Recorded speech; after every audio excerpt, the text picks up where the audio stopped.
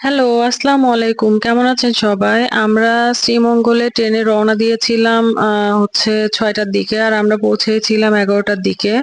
আর আমরা নেমেই একটা রেস্টুরেন্টে আপনার ব্রেকফাস্ট করেছিলাম। আর সেটা হচ্ছে লন্ডন রেস্টুরেন্ট। আর এই লন্ডন রেস্টুরেন্টটার পরিবেশ দেখছেন, মোটামুটি ভালো পরিবেশ।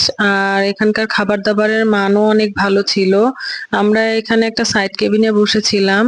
আর এখানে মেনু হিসাবে অনেক ধরনেরই খাবার ছিল। সকালে পরোটা, তারপর ডিম ভাজি, তারপরে কলিজা ভুনা, তারপরে স্যুপ, আরো নানা ধরনের খাবার ছিল।